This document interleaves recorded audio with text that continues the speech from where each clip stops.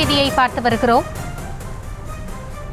போதைப்பொருள் தடுப்பு பிரிவு அதிகாரிகள் விசாரணைக்கு ஆஜராக அவகாசம் கோரியிருக்கிறார் அமீர். 3000 கோடி ரூபாய் போதைப்பொருள் கடத்தல் வழக்கில் அமீருக்கு என்சிபி சம்மன் அனுப்பியுள்ளது. இந்த நிலையில் அவர் விசாரணைக்கு அவகாசம் கோரியிருக்கிறார்.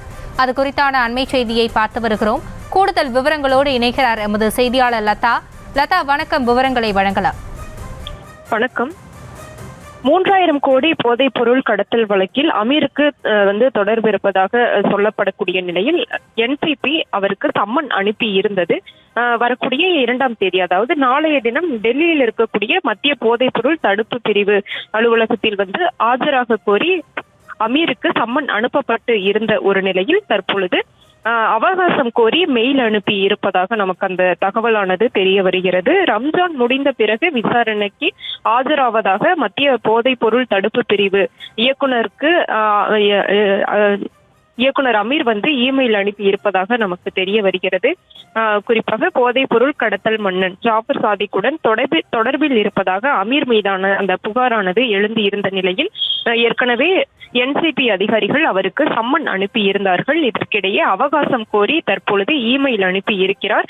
ரம்ஜான் முடிந்த பிறகு விசாரணைக்கு ஆஜராவதாக என்சிபிக்கு இயக்குனர் அமீர் மெயில் மூலம் அந்த கடிதத்தை அனுப்பி இருக்கிறார். சுமார் 2000 கோடிக்கு மேல் மதிப்புள்ள அந்த போதைப் பொருள் கடத்தல் வழக்கில் ஜாஃபர் சாதிக் கடந்த சில நாட்களுக்கு முன்பாக கைது செய்யப்பட்டு தற்பொழுது சிறையில் இருக்கக்கூடிய ஒரு நிலையில் ஜாஃபர் சாதிக்குக்கும் அமீருக்கும் தொடர்பு இருப்பதாக தொடர்ந்து சொல்லப்பட்டு வந்தது. ஜாஃபர் சாதிக்கிடம் நடத்தப்படக்கூடிய அந்த தொடர்ந்து விசாரணை என்பது நடத்தப்பட்டு வரக்கூடிய நிலையில் அவரோடு தொடர்பில் இருந்தவர்கள் அனைவருக்கும் அந்த சம்மனானது அனுப்பப்பட்டு தொடர்ந்து விசாரணை என்பது நடத்தப்பட்டு வருகிறது.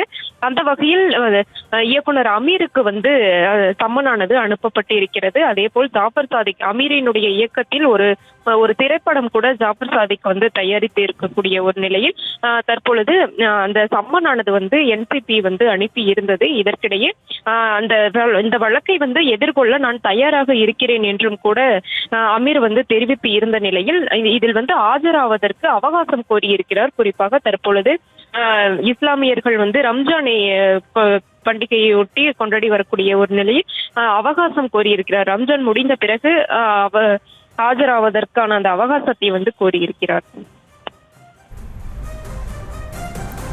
தங்களுடைய விவரங்களுக்கு நன்றி லதா. செய்திகளை உடனுக்குடனும் துல்லியமாகவும் தெரிந்து கொள்ள சப்ஸ்கிரைப் பண்ணுங்க.